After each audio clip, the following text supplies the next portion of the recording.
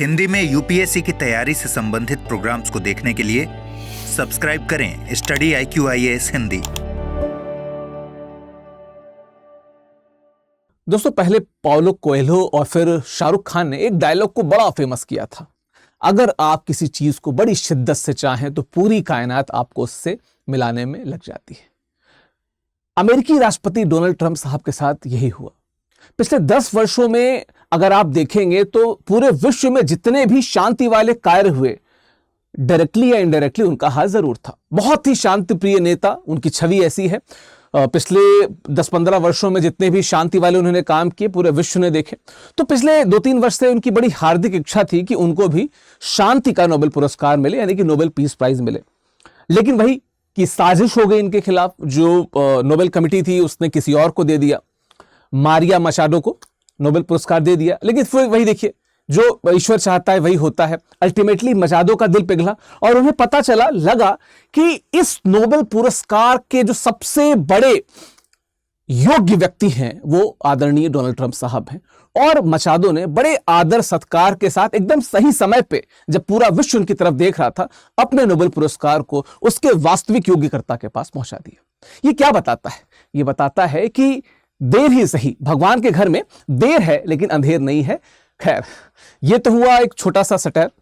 बात यह कि जिस समय आपके देश पे सबसे बड़ी विपत्ति आई हो, जिस समय समस्त विश्व आपके देश को देख रहा हो, जिस समय समस्त विश्व के मन में यह नोशन जा रहा हो कि आपके देश में किसी प्रकार का आपातकाल लगा हुआ है, उस समय आप अपने देश में उसी आपातकाल को लगाने के लिए मजबूर करने वाले व्यक्ति को जाके अपने संपूर्ण जीवन का प्राप्त सबसे बड़ा मेडल दे दें। इसको क्या कहेंगे? इसको विरोधाभास कहेंगे, सत्ता का लालच कहेंगे, या क्या कहेंगे? इस पे ही हम लोग विस्तार से बात करेंगे। और क्या यह संभव है कि जो नोबेल पुरस्कार किसी व्यक्ति ने प्राप्त किया वो किसी और को दे दे? हम इस पे भी विस्तार से बात करेंगे, हर एक एंगल पे बात करेंगे, ठीक है? तो यही है कि जो शांति पुरस्कार और युद्ध का शंखनाद के बीच में जो समीकरण मारिया मचाडो ने मचाया है, इस पे ही हम लोग थोड़ा सा बात करेंगे, ठीक है? ये मेरा टेलीग्राम है, ये इंस्टाग्राम है, स्कैन करके जुड़ जाइए। बातें, मुलाकातें, डिस्कशन सब यहीं पे होगा, ठीक? PDF भी यहीं पे अपलोड हो जाएगा, ठीक है? हुआ क्या है?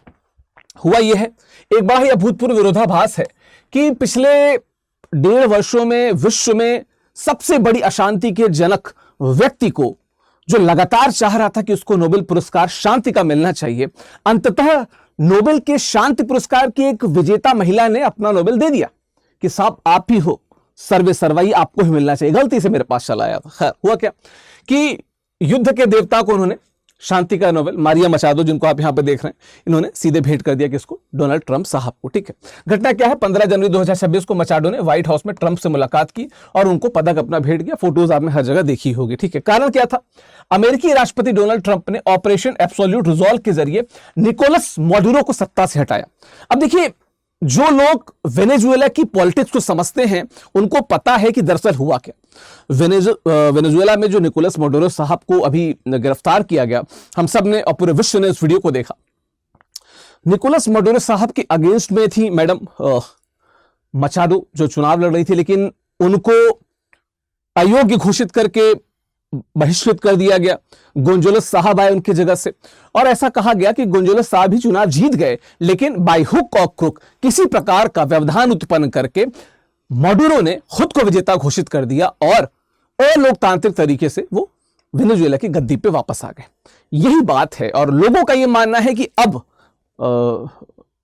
मचाडो जी उसी डायरेक्शन में आगे बढ़ रही है। शायद ट्रंप का दिल पगले और उसे लगे कि जिस महिला ने उसके अंदर के देवता व्यक्ति को पहचाना है, उस महिला को उसका इनाम, पारितोषिक जरूर मिलना चाहिए। खैर, अब देखिए, हम सबको पता है ऑपरेशन एब्सोल्यूट रिजॉल्व क्या था। 3 जनवरी 2026 को 20 एयरबेस से 150 जेट विमानों की तैनाती हुई। आप सबको पता है, ये सारी चीजें फैक्ट में बता चुका हूं। और फिर 30 मिनट से कम समय में माडुरो और उनकी पत्नी सिलिया फ्लोरेस को गिरफ्तार करके न्यूयॉर्क ले आया गया। न्यूयॉर्क में उनको भर्ती कर दिया गया, ठीक है? मतलब अरेस्ट कर लिया गया। वीडियो हम सब ने देखा था, उनकी वाइफ का तो नहीं, लेकिन माडुरो साहब को तो खैर देखा था। अब क्या है लक्ष्य? क्या था उनका? लक्ष्य था निकोलस माडुरो को सत्ता से हटाना। 2013 से 2026 तक 13 वर्ष का शासनकाल रहा। तानाशाही, चुनावी धोखाधड़ी और हिंसा के आरोप लगे, जिसमें कोई दो राय नहीं है। निश्चित तौर पे चाहे मोडुरो हो चाहे हुगो चावेज हो, इन लोगों ने निश्चित तौर पे वेनेजुएला की जो अर्थव्यवस्था है, राजनीतिक व्यवस्था है और जो सामाजिक व्यवस्था उसकी कमर तोड़ दी थी सिंगल हैंडेडली, है ना। अब क्या हुआ, अब इन पे आरोप जो अमेरिका ने लगाया था वो नार्को टेररिज्म का लगाया था, लेकिन मैंने इस पे वीडियो किया हुआ है कि बहुत से लोगों का यह मानना है कि दरअसल नार्को टेररिज्म तो एक बहाना था, वेनेजुएला के तेल को कब्जाना था, क्योंकि वेनेजुएला तेल का सबसे बड़ा सोर्स कंट्री है पूरे विश्व में, जो तेल के ईंधन है। मानवीय संकट क्या था, लगभग इनके साथ दिक्कत एक और क्या है कि लगभग 80 लाख लोग देश छोड़ने को मजबूर हुए इनके कारण, और आबादी का बड़ा हिस्सा गरीबी में है। तो जो लोग तटस्थ होके वेनेजुएला की राजनीति को देख रहे हैं, उनका कहना है कि मोडुरो साहब ने लिटरली सिंगल हैंडेडली वेनेजुएला की अर्थव्यवस्था, सामाजिक व्यवस्था और राजनीतिक व्यवस्था का बंटाधार किया है, इसमें कोई दो राय नहीं। लेकिन जो हरकत ट्रंप साहब ने की उसका भी उसी स्तर पे लगातार विरोध हो रहा है। लेकिन अब बात यहां पे क्या पलटती है कि पुरस्कार विजेता मारिया कोरिना मचाडो साहब आती हैं। इनके ही देश के जो राष्ट्र प्रमुख थे उनको हटाया गया था, लेकिन हम सबको पता है कि एंगल क्या है, हम उस पर भी बात करेंगे। इनके बारे में और जान लेते हैं। अक्टूबर 2025 में जो नॉर्वे से जो नोबेल पुरस्कार मिलता है समिति ने मचाडो को वेनेजुएला में लोकतांत्रिक अधिकारों को बढ़ावा देने, क्योंकि बहुत लंबे समय तक इनको क्या रखा गया था, इनको जेल में रखा गया था, बहिष्कृत रखा गया था, क्योंकि ऐसा माना जा रहा था कि वेनेजुएला में लोकतंत्र के लिए जो महिला प्रहरी बन के लगातार काम कर रही थी वो मचाडो जी थी, और कहीं ना कहीं जो मोडुरो की सरकार है वो इन्हें रोक रही थी, उसके अगेंस्ट में खड़े होकर उनके खिलाफ बातें करना, बगावतें करना इनका काम था, और इस कारण नोबेल शांति समिति को लगा कि इनको पुरस्कार मिलना चाहिए। ठीक है, तो इनके निरंतर कार्य के लिए नोबेल शांति पुरस्कार सम्मानित किया गया, पिछले वर्ष मिला भी। इन्होंने औद्योगिक इंजीनियरिंग में वित्त से मास्टर डिग्री की हुई है। 1992 में एटेनिया फाउंडेशन की स्थापना की, यानी कि सड़क पर रहने वाले बच्चों की सहायता करती हैं। ठीक है, 2002 में सुमेट की सह संस्थापक और स्वतंत्र चुनावों को बढ़ावा दिया। सुमेट पे मैंने पिछले वीडियो में बताया हुआ है, कमेंट बॉक्स में सभी बच्चे बताएंगे कि सुमेट क्या है, मैंने बताया हुआ है पिछले की वीडियो में। प्लीज, मैंने 3-4 वीडियो वेनेजुएला पे बनाए हैं, प्लेलिस्ट में जाकर जरूर देखिएगा। ठीक है, 2010 में राष्ट्रीय सभा के लिए चुनी गई, 2014 में शासन द्वारा इनको निष्कासित कर दिया गया मैडम को, और लेकिन फिर भी अलोकतांत्रिक व्यवहार के खिलाफ मुखर आवाज बन के रही। तो जब तक नोबेल पुरस्कार मिला तब तक तो लगा कि क्या देवी महिला है, लेकिन फिर चीजें थोड़ी सी बदली। खैर, अब हुआ क्या कि मचाडो को 15 साल के लिए सार्वजनिक पद से अयोग्य घोषित कर दिया गया, जिससे उन्हें चुनाव में भाग लेने से रोक दिया गया। सेवानिवृत्त राजनयिक एडमंडो गोंजालेज उनकी जगह लेते हैं, जिनकी बात मैं कई बार कर चुका हूं।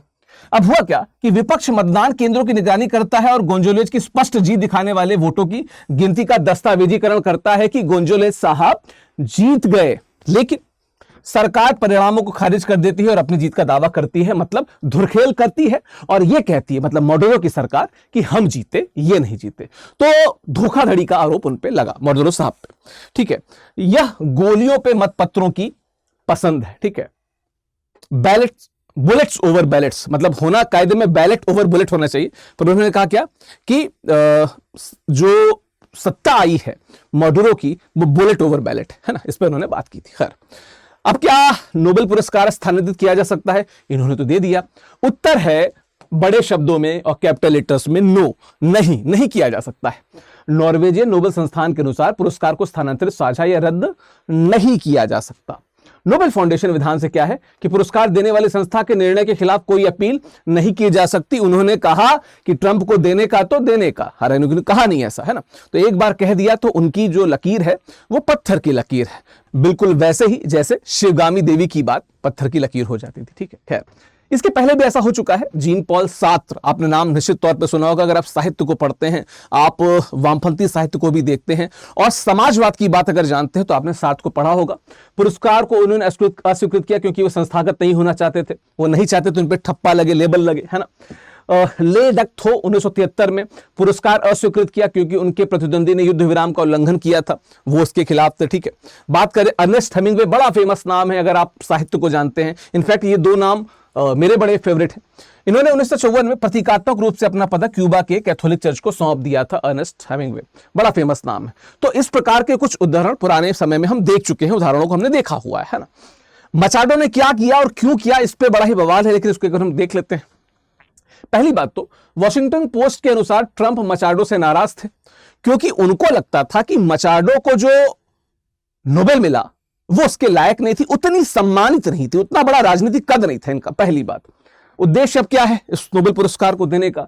माडुरो के बाद के वेनेजुएला में अपनी जगह पक्की करना और अमेरिकी समर्थन हासिल करना। लेकिन जिस स्तर पे ये लगी हुई है उसी स्तर पे गोंजालेस साहब भी लगे हुए हैं। ये बात कहीं ना कहीं मचाडो को पता होगा, तो उन्होंने क्या चला, अपना तुर्प का इक्का चला कि यही दे देते हैं, इसकी दुखती रख पे हाथ रख देते हैं। ठीक है।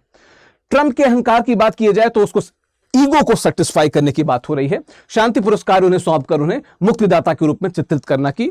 अगर भूतकाल और भविष्य की बात की जाए तो समस्त ब्रह्मांड में, चराचर जगत में कोई एक व्यक्ति शांति का सबसे बड़ा दूत आया है तो वो कौन है? Donald Trump. ये बताना चाहते थे, वही मुक्तिदाता है, वही जय जयकार है, स्वामी देना साथ हमारा, है ना। अब विरोधाभास का केंद्र क्या है? शांति बनाम बल। नोबेल समिति क्या कहती है कि लोकतंत्र और शांति के बीच मजबूत संबंध पर जोर देती है और स्वतंत्रता के साहसी रक्षकों को पहचानने में महत्व देती है। ठीक है। गोलियों पे मतपत्र के माध्यम से शांतिपूर्ण संघर्ष के प्रतीक को उन्होंने बहुत अच्छा समझा कि हां, एक अच्छा मैसेज मचाडो जी ने दिया है। लेकिन कहीं ना कहीं वे सभी समिति के सदस्य कहीं कोने में बैठ के सर पीट रहे होंगे कि किस महिला को हमने ये अवार्ड दे दिया। ठीक है।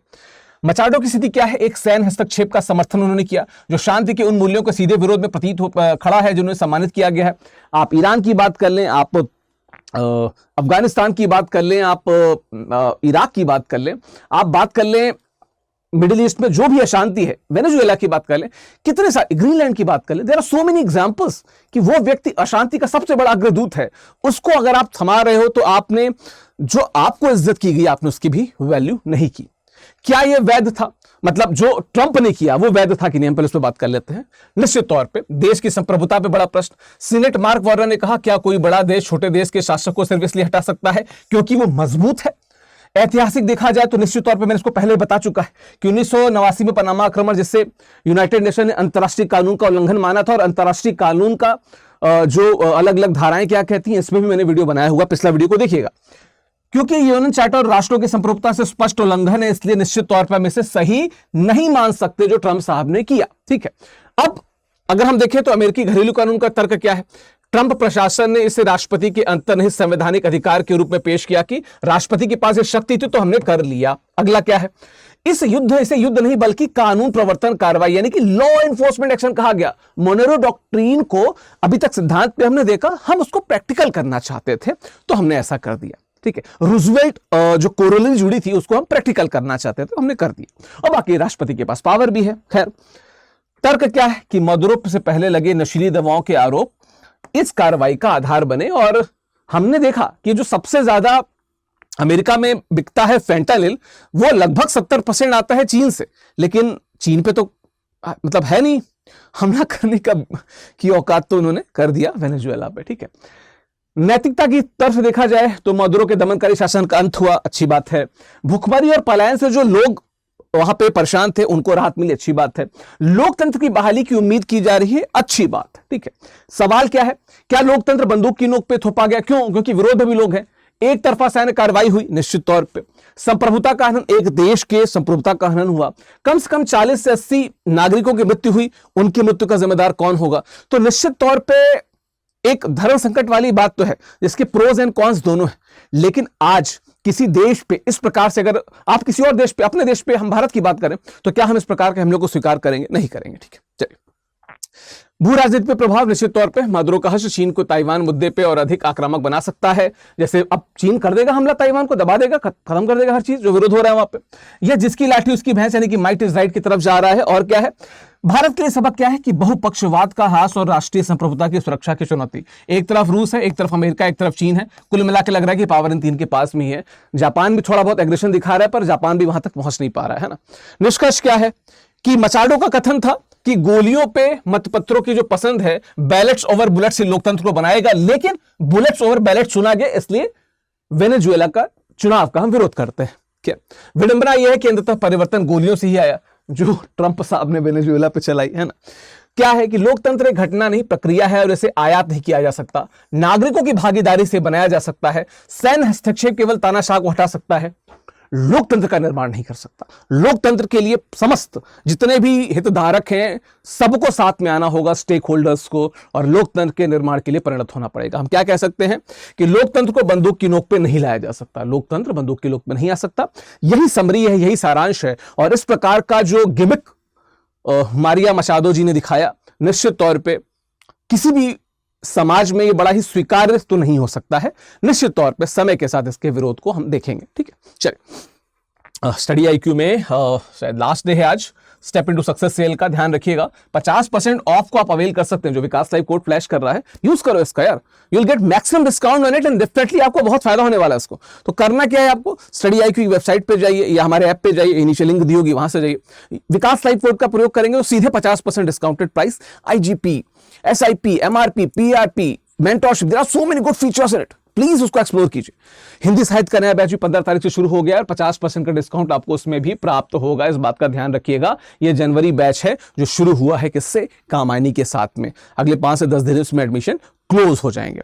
बाकी अगर आपको PDF चाहिए तो आप यहां पर स्कैन करके जुड़ जाइए, या ऑफिशियल विकास डालेंगे तो सीधे आप लैंड होंगे कहां पे, मेरे टेलीग्राम चैनल पे, UPSC बाय विकास सिंह पे, और ये हमारा इंस्टाग्राम है, स्कैन करके यहां पे भी जुड़ सकते हैं। इस विषय पे आपका क्या कहना है, आप कितने सहमत हैं मारिया मचाडो के इस एक्शन से, कमेंट बॉक्स में बताते जाइएगा। थैंक यू सो मच, धन्यवाद। हिंदी में UPSC की तैयारी से संबंधित प्रोग्राम्स को देखने के लिए सब्सक्राइब करें स्टडी IQ IAS हिंदी।